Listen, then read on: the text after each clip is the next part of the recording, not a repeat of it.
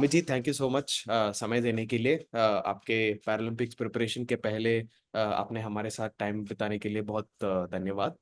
पहले कंग्रेचुलेशंस आपके personal best throw का। दिनेश जी अभी बता रहे थे उस थोड़ी देर पहले कि आपने अपना पर्सनल बेस्ट थ्रो किया, तो कंग्रेचुलेशन उसके लिए। उससे उसे भी और शायद आप डिस्टेंस अचीव कर पाएंगे पेरिस में करके, हम सोच रहे हैं। स्पोर्ट्स में अब तक कैसा था, और आप कैसे अपने जर्नी को अगर आप देखेंगे, तो आप कैसे महसूस कर रहे हैं अपने स्पोर्टिंग जर्नी के बारे में?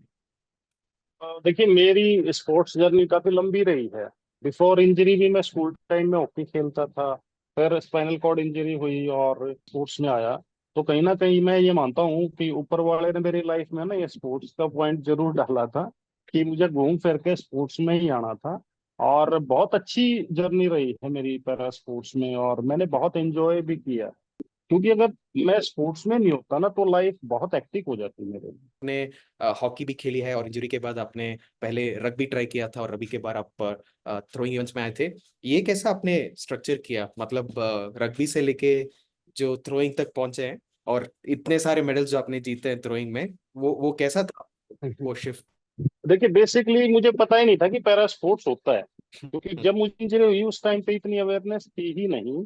ना मुझे पता था कि पैरा स्पोर्ट्स भी इंडिया में होता है और पैरा ओलंपिक इवेंट्स भी खेले जाते हैं, क्योंकि लोग जानते ही नहीं थे पैरा।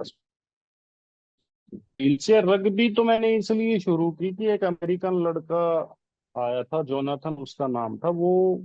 जब मुझे चोट लगी तो उस टाइम पे व्हीलचेयर रग्बी को प्रमोट कर रहा था वो, और मुझसे मिला वो। उसने एफर्ट किया कि भाई हम व्हीलचेयर रग्बी को इस तरह शुरू कर रहे हैं, अगर आप साथ दें। तो वहां से मैंने व्हीलचेयर रग्बी को एज ए इंजॉय के लिए शुरू किया था कि हाँ यार, ट्राई करते हैं। मतलब क्या है, तब तो पता ही नहीं था कि ये पैरा ओलंपिक इवेंट है और हम इस लेवल तक खेल पाएंगे। मतलब खुद को इंजॉय के लिए उस इवेंट में आए थे कि यार ठीक है कि पहले भी स्पोर्ट्स करते थे और मतलब इसमें मजा आएगा, ये करेंगे। वहां से वो व्हीलचेयर रग्बी की शुरुआत हुई। फिर हम लोगों ने की वो 6 महीने बाद दोबारा इंडिया आया। और हम लोग इंडियन टीम को खड़ा करने के लिए पूरे ऑल ओवर इंडिया में ट्रेवल किया, काफी जगह बेंगलोर गए हम, पूना मिलिट्री रिहैब सेंटर है वहां गए। हम्म। और लोगों को ट्रेनिंग दी व्हीलचेयर रग्बी की। और उसके बाद 2009 में आईवाज वर्ल्ड गेम हुए थे बेंगलोर में। वहां first time Indian wheelchair rugby team ने पार्टिसिपेट। तो मुझे तो पता ही नहीं था कि मतलब पैरा स्पोर्ट्स में इस तरीके के इवेंट भी होते हैं। मुझे 2009 तक भी नहीं पता था कि हम मतलब पैरा स्पोर्ट्स में ये इवेंट हैं और पैरा ओलंपिक भी जा सकते हैं या पैरा ओलंपिक इवेंट भी होते हैं। वो तो वहां हम रग्बी में गए तब मैंने मेरे जैसे एथलीट देखे। फिर पता किया, ढूंढा, बहुत बहुत एफर्ट हम्म। किए। एक स्विमर मिला था मुझे स्पेन का, मेरी डिसेबिलिटी का ही। मैंने उससे बात की, उसी होटल में था वो, कि भाई आप रग्बी के लिए तो नहीं आए हो, आप कैसे आए हुए हो? फिर उन्होंने बताया कि मैं स्विमिंग के लिए आया हूँ। और आप रग्बी रग्बी नहीं, आप हर इवेंट कर सकते हो, एथलेटिक्स में भी आप खेल सकते हो, शूटिंग, आर्चरी, हर हर इवेंट आप कर सकते हो, स्विमिंग कर सकते हो। हम्म। तो वहां फिर ये डिसाइड किया कि भाई अब रास्ता खुल गया है और अब आप कर सकते हो। तो फिर मैंने ये डिसाइड किया कि रग्बी टीम गेम, और इंडिया में हमारी जैसी डिसेबिलिटी के 12-15 लोगों को एक साथ इकट्ठा करके ट्रेनिंग कराना वो पॉसिबल है नहीं। हम्म। क्योंकि उस तरह की सुविधाएं, उस तरह की एक्सेसिबिलिटी हमारे पास है नहीं। तो वहाँ मैंने कोचिंग से पता किया, पुराने जो आर्मी के, पूना के आर्मी में हमारे जो पुराने खिलाड़ी थे उनसे बात की कि भाई मैं क्या कर सकता हूँ, मेरी क्या कैटेगरी आएगी। मतलब सरप्राइज था मैं कि मैंने इतना एफर्ट डाला उस टाइम पे, मतलब ये ढूंढने के लिए कि मैं क्या इवेंट कर सकता हूँ। फिर एथलेटिक्स में पता चला कि कॉमनवेल्थ गेम्स में शॉट पुट का इवेंट है आपका, और हम्म। आपकी कैटेगरी 52 के क्लास है। पता ही नहीं था तब तक क्या कैटेगरी होती है, क्या होता है।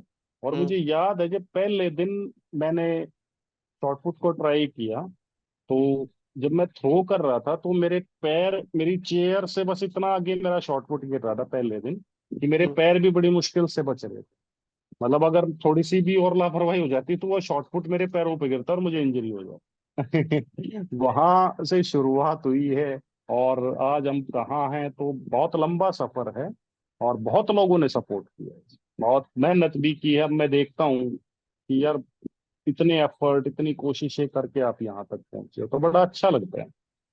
बहुत बढ़िया सर। जैसे कि इंग्लिश में एक कहावत होती है कि इट टेक्स अ विलेज करके, एक पूरा गांव का कोशिश रहता है हर एक एथलीट के पीछे। तो आपके जर्नी से वो शायद वो हमने बहुत शुभकामनाएं आपको बोलना है पहले के बारे में।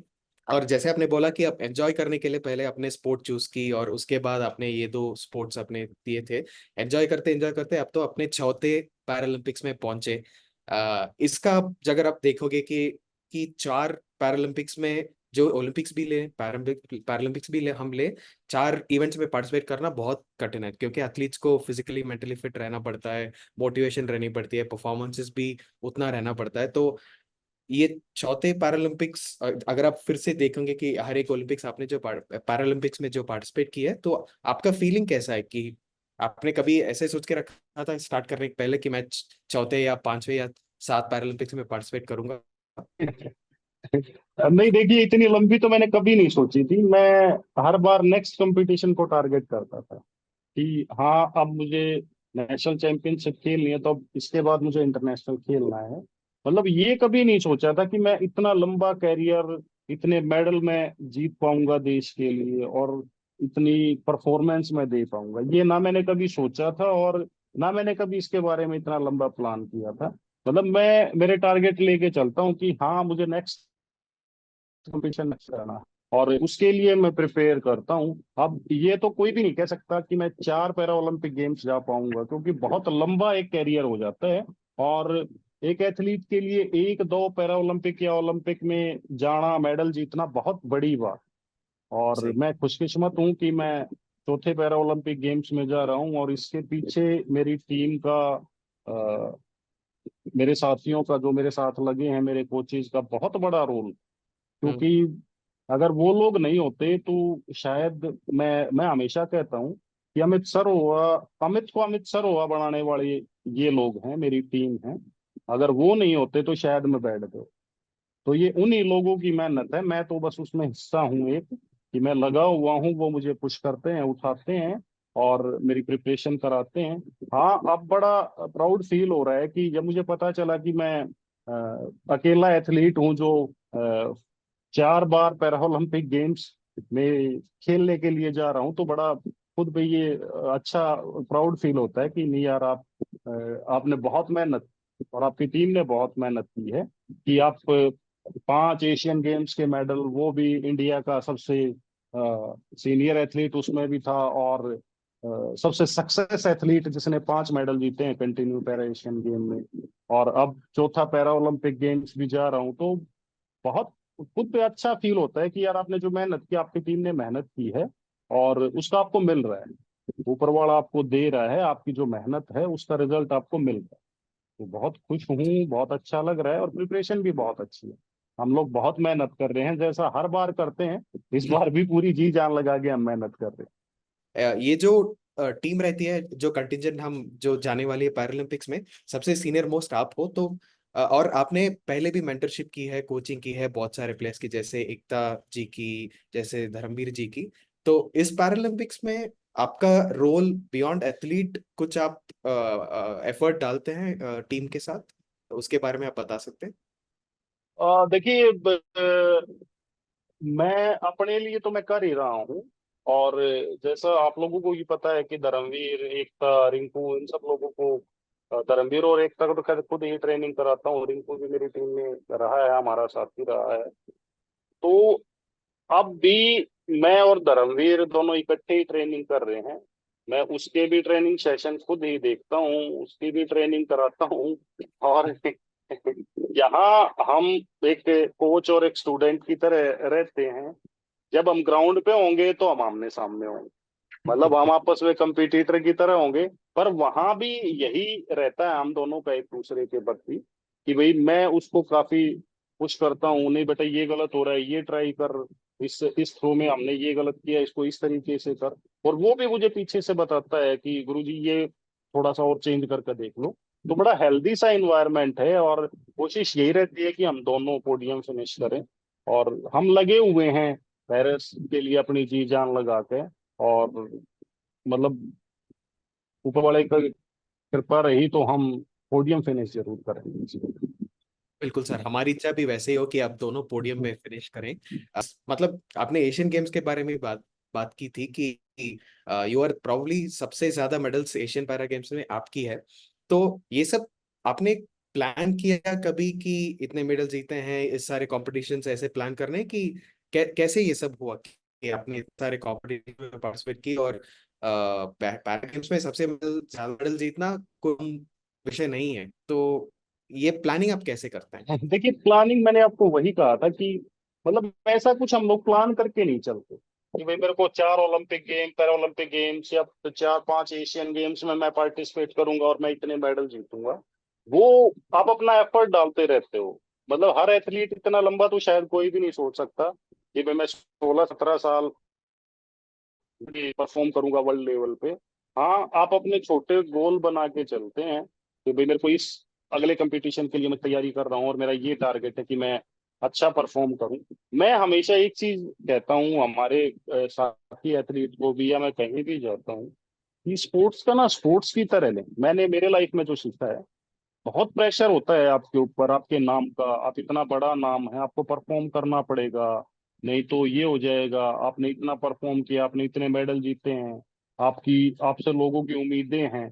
तो वो बहुत ज्यादा प्रेशर बिल्डअप हो जाता है एक एथलीट के ऊपर। हम भी सर, इंसान है, कोई मशीन तो है नहीं, हमारी भी भावनाएं हैं, हम भी हर्ट जरूर सर। होते हैं, हमारी भी लाइफ में 10 चीजें चलती रहती हैं। पर हमारी जो टीम हमारे साथ लगी हुई है ना, वो हमेशा आपके साथ ऐसे लोगों को रखो जो आपको पॉजिटिव रखे। यार कुछ नहीं है, आप अपना बेस्ट करो। और मैं हमेशा यही कहता हूँ कि मैं मेडल जीत पाऊं ना जीत पाऊं कोई फर्क नहीं पड़ता। मुझे फर्क पड़ता है कि मैंने अपना बेस्ट एफर्ट किया। और वो हम लोग मेरे इवेंट से 1 मिनट पहले तक भी यही कोशिश रहती है कि हम अपना बेस्ट करें। जो पॉसिबल हो सकता है वो हमने किया है, बाकी ऊपर वाले के हाथ है। और अगर मेरा बेस्ट आ जाता है, मेडल आए ना आए, मैं पूरी तरह संतुष्ट है। और बढ़िया। हमेशा यही होता है कि हम बेस्ट कर पाते हैं तो पोडियम पे जरूर होता बढ़िया सर, ये शायद स्पोर्ट्स की एक लेसन नहीं है, लाइफ की लेसन है कि जो भी करना हो अपना बेस्ट देते रहिएगा, और जो भी रिजल्ट है वो अगर आपके हाथ में भी नहीं है तो आपको सेटिस्फेक्शन होगी कि आपने अपना बेस्ट दिया, और बाकी सब जैसे आपने बोला ऊपर वाले के हाथ में है। तो ये सुनने में बहुत खुशी हो गई मेरे। और और ऐसे एक क्वेश्चन है कि जो मोटिवेशन की एक चीज रहती है, आपने बोला कि 16 17 शायद 20 साल का अभी आपका एफर्ट होगा सारे स्पोर्ट्स को कुल मिला के। आपकी मोटिवेशन क्या है अमित जी, हर दिन जब आप उठते हो, व्हाट कीप्स यू गोइंग? है। देखिए, मोटिवेशन ना आपके किसी की बात सुन के या किसी के बारे में पढ़ के वो ना एक शॉर्ट टाइम तक आपको मोटिवेट रखती है। 1 दिन 2 दिन आपको लगेगा। मैं अपना ही बताता हूँ, मे भी सबका शायद अलग अलग होगा। तो हम्म। मेरा मोटिवेशन मेरा खुद से है कि मुझे जिस चीज में इंजॉय मैं करता हूँ, मुझे अब गेम में इंजॉय आता है, तो मेरा मोटिवेशन ये है कि यार मुझे ना परफॉर्म करना है अपनी कंट्री के लिए, अपने साथियों के लिए। हम अच्छा परफॉर्म करें और हम पोडियम फिनिश करें, तो वो एक मोटिवेशन है मेरे। जरूर। एवरी डे आपको खुद मोटिवेट होना पड़ता है। जरूर। आपकी प्रॉब्लम्स को सोल्व करके आप खुद के मोटिवेटर हैं सर।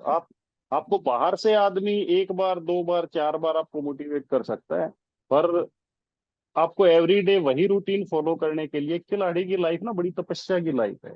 हम्म। अब मैं मेरे 16-17 साल के कैरियर में मैं आपको बताऊं, मैंने शायद 5 से 7 शादियां अटेंड की सिर्फ।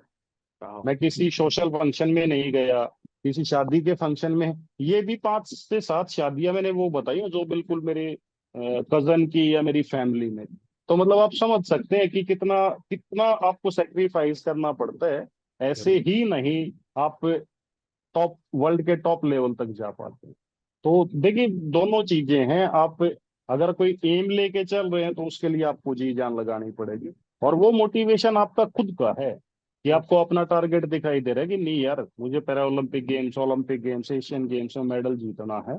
मेरे को किसी ने मना नहीं किया कि आप नहीं जाओगे, पर वो मेरा खुद का था कि यार जाएंगे, टाइम खराब होगा, प्रिपरेशन का टाइम है, मेहनत का टाइम है, खाने पीने का कंट्रोल करना है। बहुत चीजें आपकी लाइफ को, आपके इवेंट को इफेक्ट करती है।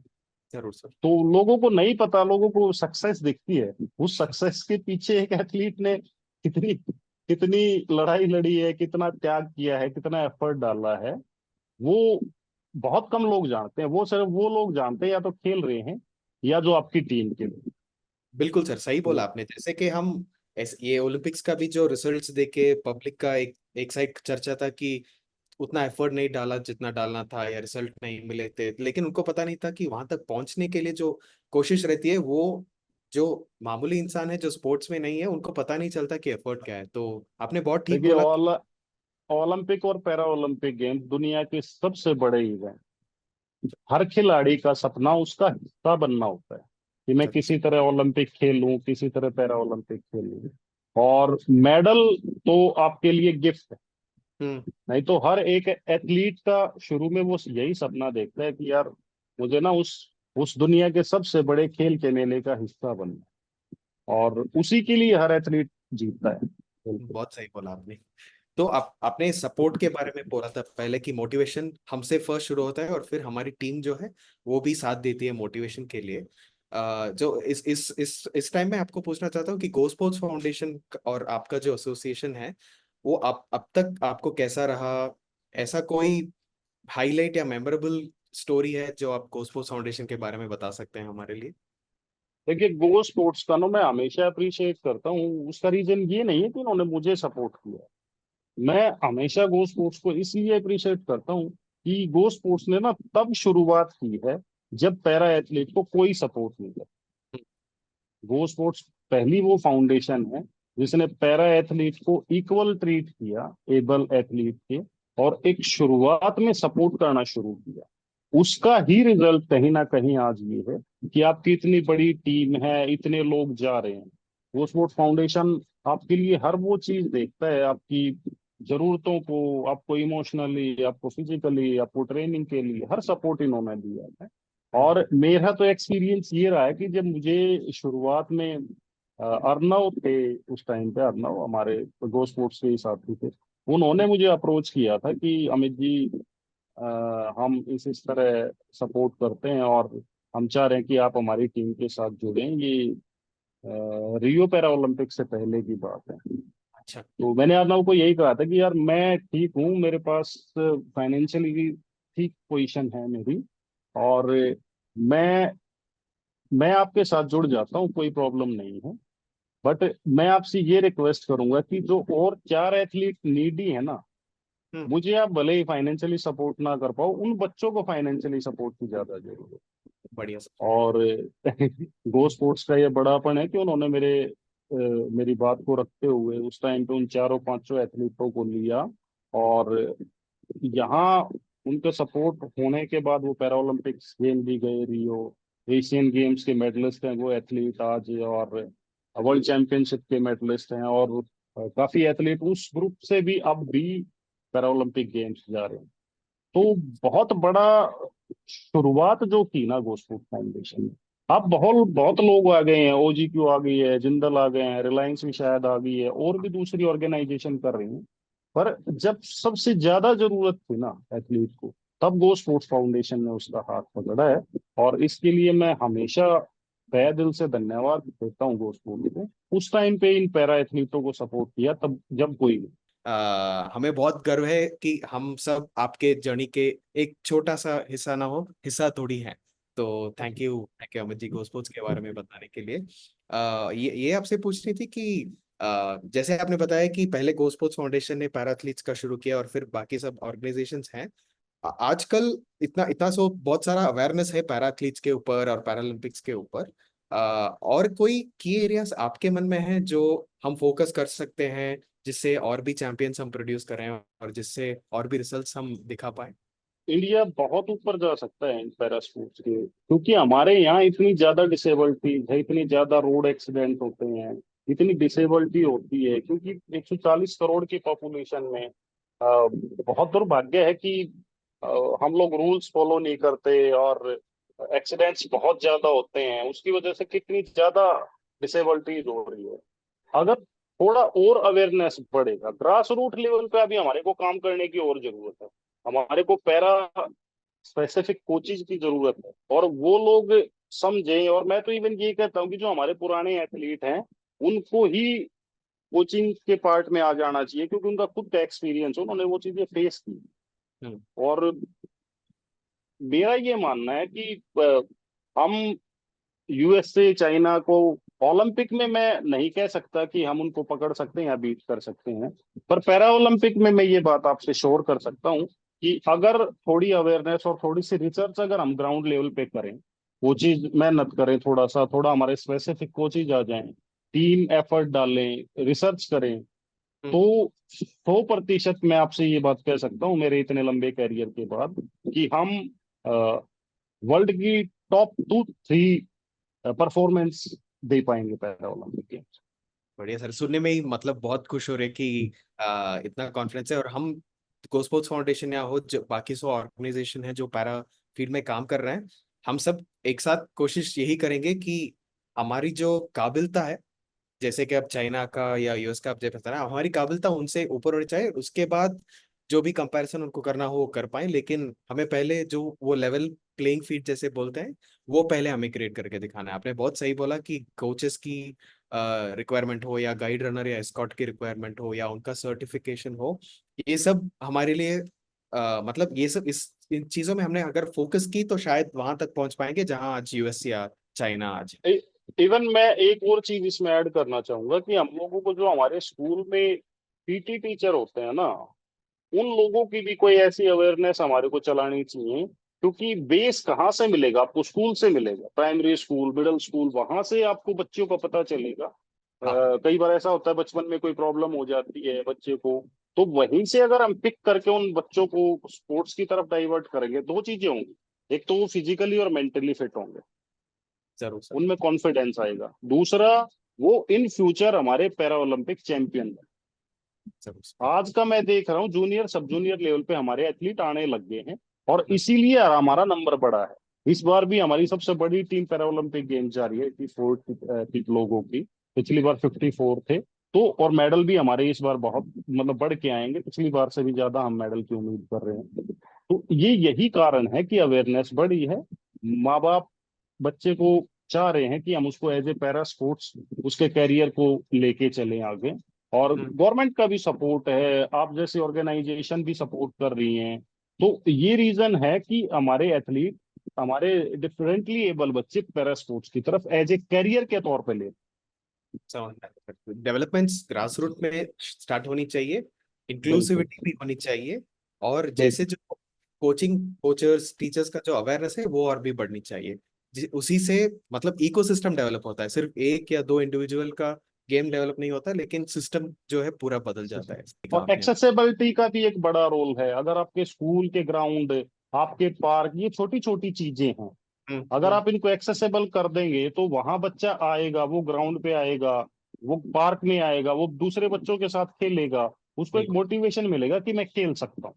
बिल्कुल वो सर। भी एक काम है जो हमारे यहाँ हो सकता है, उस पर बहुत काम करने की जरूरत है। अभी आप बिल्कुल। पार्क वगैरह में जाएंगे, वहां आप व्हीलचेयर वाला बच्चा तो जा ही नहीं सकता बेचारा, क्यों? वो रेलिंग वगैरह लगा देते हैं। तो उसके लिए एक स्पेसिफिक प्रावधान होना चाहिए कि हर जगह एक्सेसिबिलिटी का ध्यान रखा जाए। बिल्कुल सर, सही बोला आपने। तो आप जैसे बोल रहे थे कि आपको कोचिंग में इच्छा है, और अभी ये भी बोल रहे थे जो भी पुराने एथलीट्स हैं उनको फिर से कोचिंग में है, तो वो एक्सपीरियंस है कि what it takes to be a para athlete उनको पता है, तो वो सिखाने में उनको और भी इम्पैक्ट जो है बहुत ज्यादा हो जाता है। और हम हमारी इच्छा ये होगी कि आप और 6-5 ओलंपिक पैरालंपिक्स खेलें, लेकिन आपने ऐसे सोच के रखा है कि गेम के बाद मैं यही करूंगा, ऐसे कुछ आपके टारगेट्स आपने रखे?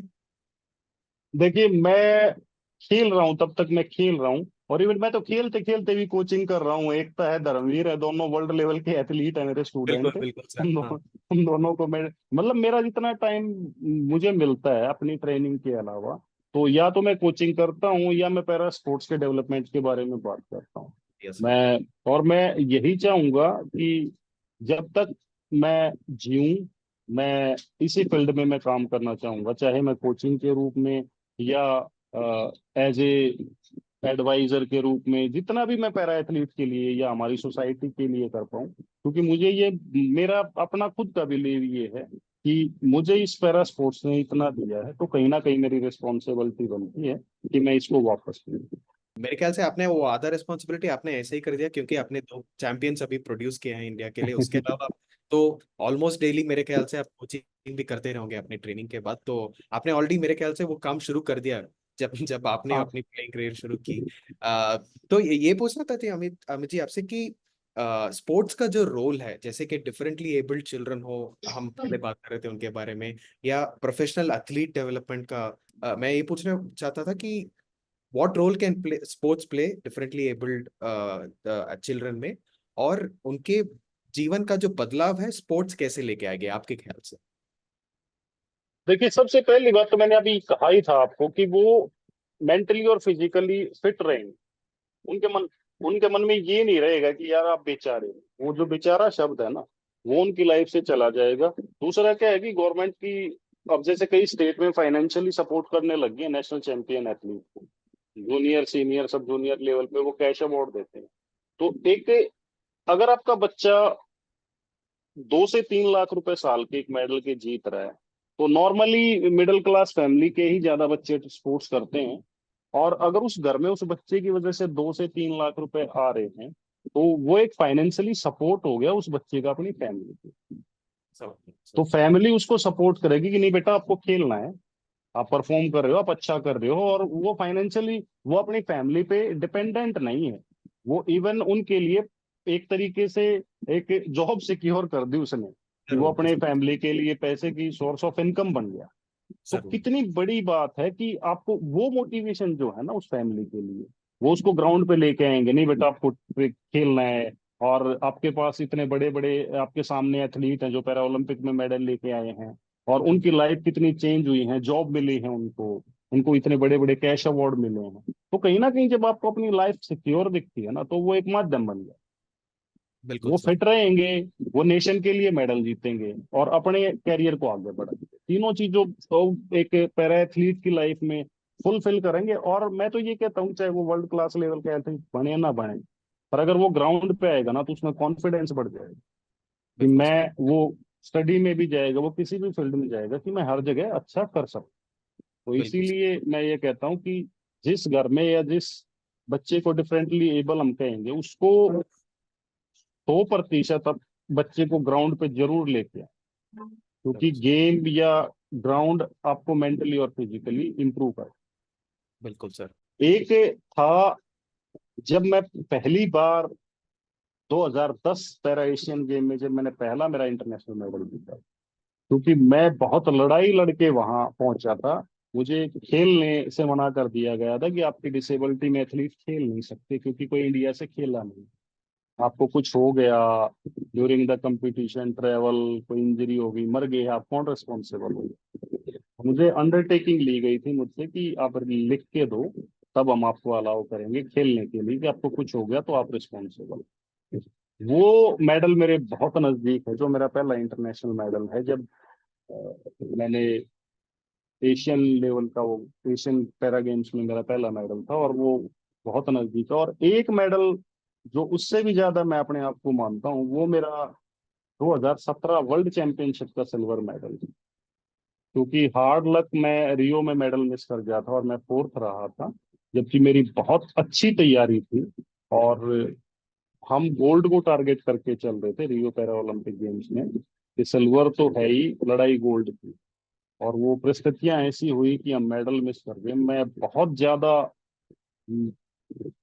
जब एक एथलीट हारता है ना, और वो इतने बड़े पोडियम पे हारता है, तो वो बहुत मेंटली डिस्टर्ब हो जाता है। जब आप बेस्ट हो और आप परफॉर्म नहीं कर पाए और मेडल मिस कर गए, तो वो 1-2 महीना मेरा ऐसा निकला था कि मतलब हम लोग बहुत ज्यादा पूरी टीम, एक कहते हैं ना कि डाउनफॉल वाली सिचुएशन आ गई। बट फिर निकले उससे 1 महीने बाद, और हमने मेहनत की अपनी। जो मैं हमेशा ये कहता हूँ कि हार आपको ना हार आपको तब परेशान लंबा करेगी जब आप हार के बैठ जाओ। अगर आपने हार से सीखा, उस पर काम किया, तो आप विजेता की तरह हो। और मैंने वही किया, हमने हमारी गलतियों पे काम किया, क्या हमारे इवेंट में गलती हुई, क्या हमने गलत किया, क्या कमियां रही, उस पे काम किया। और 6 महीने बाद लंदन वर्ल्ड चैंपियनशिप थी हमारी, उसमें मैंने अगेन एशियन रिकॉर्ड ब्रेक करके और वाह। वहां सिल्वर मेडल। वो मेडल मेरे दिल के बहुत नजदीक है, क्योंकि वो मेडल जीत के मैंने खुद को अपने लिए प्रूव किया कि नहीं यार, आप विजेता हो। वो दिन आपका नहीं था, अदरवाइज आपकी मेहनत और आपकी डेडिकेशन में कोई कमी नहीं। तो दो मेडल ये मेरे दिल के बहुत करीब हैं। बाकी मैं बहुत मेडल जीता हूँ, पर ये हमेशा मेरी लाइफ में मेरे लिए स्पेशल दिन रहे। सही मैं सही। ये मानता हूँ, या तो मैं जीतूंगा या मैं सीखूंगा, फेलियर तो कहीं है ही। मतलब फेलियर में भी हम जो पॉजिटिव्स है उसको हाँ, लेके जाके फिर इम्प्रूव इम्प्रूव करेंगे अपने परफॉर्मेंस को। बिल्कुल। मतलब आप हार गए हो तो आप हार के बैठ गए तो आप गए, आप उस हार से सीखे।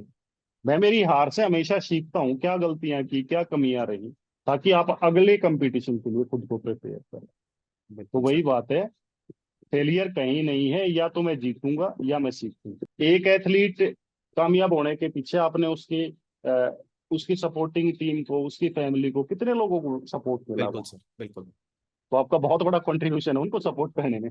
बिल्कुल सर। बिल्कुल सर। और लास्ट सवाल सर, अपनी तरफ से जो पैरालंपिक कंटिजेंट है जो इंडिया को जाके रिप्रेजेंट करने वाली है, उनके लिए अगर आप एक मैसेज बताना चाहते हो खुद के लिए और टीम के लिए मोटिवेट करने के लिए, वो क्या मैसेज होगा सर? देखिए सर, हमारी जो टीम जा रही है उसमें मिक्सचर है। हमारे सीनियर एथलीट भी हैं उसमें, जूनियर एथलीट भी हैं, चैंपियन एथलीट हैं हमारे। और देखिए वहां जो जा रहा है ना, वो पब्लिक से हटके है, वो आम नहीं है, वो खास है। इसीलिए वो उस पैरा ओलंपिक गेम्स के लिए चुना गया है। तो जरूर। आप सब लोग चैंपियन हैं, मैं यही कहूंगा कि आपने प्रूव किया है पहले, और अब भी आप अपने आप को प्रूव करेंगे। प्रेशर ना लें, सबसे बड़ी दिक्कत जो है, हम लोगों के ऊपर मेंटली इतना प्रेशर हम लोग ले लेते हैं कि यार अगर मेडल नहीं जीत पाए तो ये हो जाएगा, मेरा ये मिस हो जाएगा, तो ये हो जाएगा। तो हाँ, प्रेशर रहेगा, हम उसको कम कर सकते हैं, खत्म नहीं कर सकते।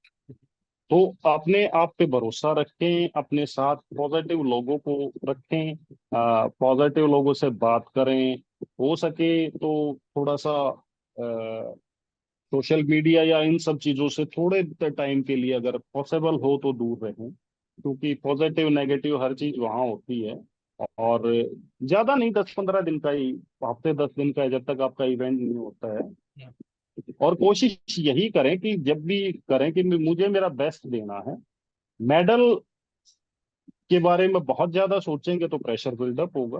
तो हम्म। अपने इवेंट को ये सोच के चले कि यार मैं जो मेरा मैंने ग्राउंड पे किया है, मुझे बस वही बेस्ट करना।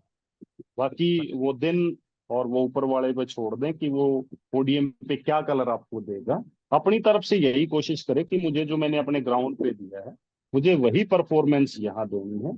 और ये जस्ट मेरा एक नेशनल चैंपियनशिप है, क्योंकि ओलंपिक और पैरा ओलंपिक का नाम इतना बड़ा है कि वो खुद में आप पे प्रेशर बिल्डअप हो जाता है।